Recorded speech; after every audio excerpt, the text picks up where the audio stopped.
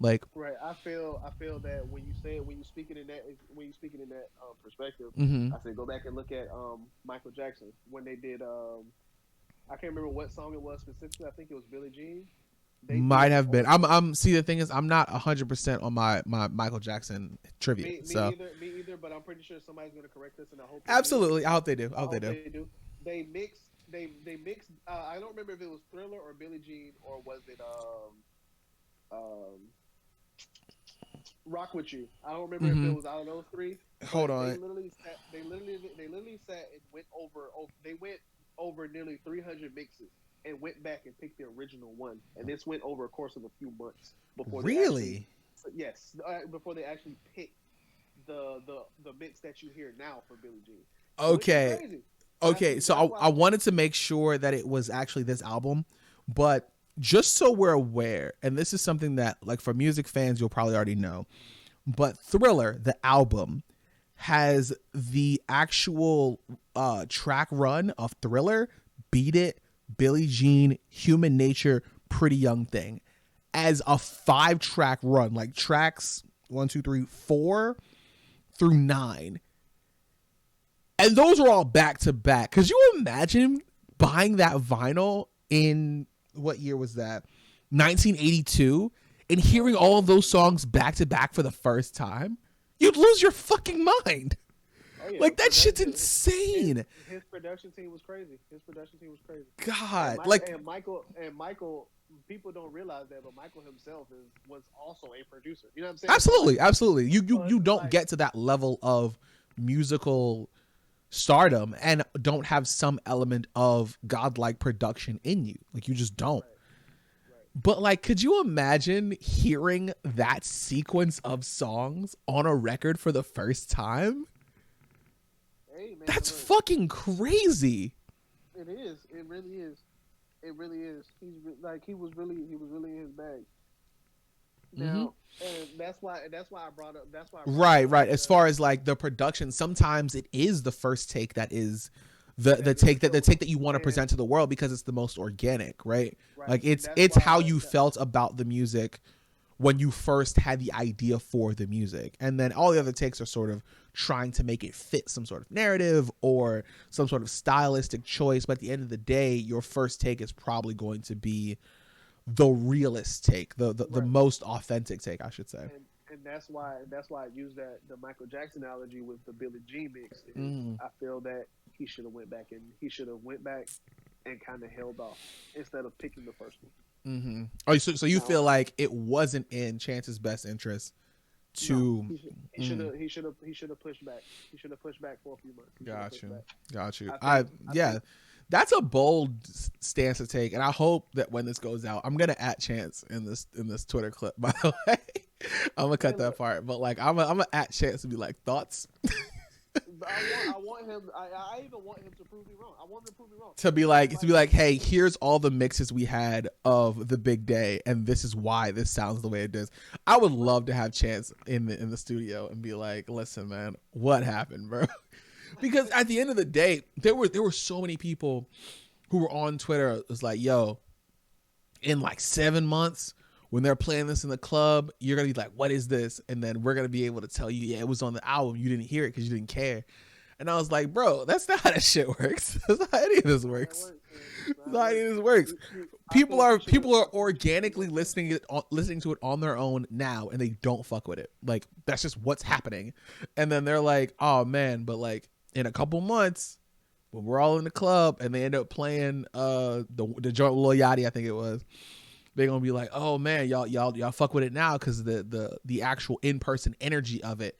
And I'm like, if it takes a crowd to make the song good, I don't think the song is good, bro. Right. But And I say that at the same time as being a fan of EDM, when the songs themselves carry the same energy, whether you listen to it in a crowd or in your car.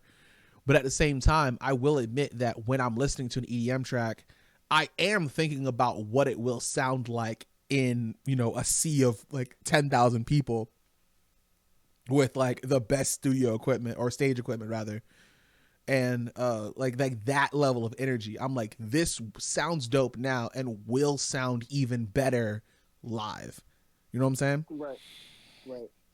But like a lot of people were like, "Oh man, once y'all hear the big day in person, it'll be over for you hoes." And I'm like, "No, man, it's not good now. I No. don't think it'll be good then." Right. It aged terribly. hmm Nobody ever mentions it. Nobody ever mentions it. Now, I me mean, Chance myself, Chance mentions it every once in a while when he's on Twitter, but yeah. like that's about Now it. see, me, the type of the music connoisseur I am. I'm gonna listen to all my favorite artists. I don't Absolutely, care. I don't care if the absolutely. album's bad or not. Like I'm gonna listen to their music because like you don't like you have to try to understand the perspective of your favorite artist. You can't just like, oh, this fire when you don't know why it's fire. You know what I'm saying? Oh, So yo, say that again. Say that shit again. You can't like, understand why it's fire. You can't understand say that it's fire. So you understand why it's fire. That's fucking right, that's you can't poignant. say it's fire if you don't understand why it's fire. That's why I hate having debates with biased people because I Well, had this okay. debate. I Well, had this. I had let's break that down for a second though, because if you're gonna say that you hate having debates with biased people, biased is implicit in human nature. We only experience things through our own personal lens. That is the only way we that's true. can But experience things, right? now So the I'm reason only ever going to experience an album through the context of me listening to the album. I can't hear right it as you listening to the album because I am me. You feel me? now now what I mean by bias is their opinion is biased, not their Do you mean experience is their biased. opinion is But like bought? Like they have a reason to think something a certain way because of like outside influence? Or are you their saying that uh, their bias is what how are you defining bias? Let's start there.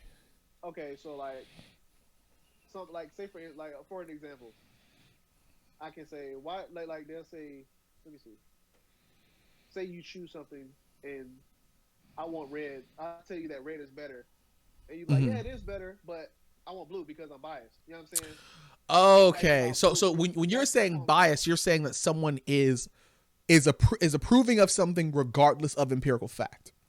Yeah, Okay. See, and I feel this is like with art, it's hard to do that, right?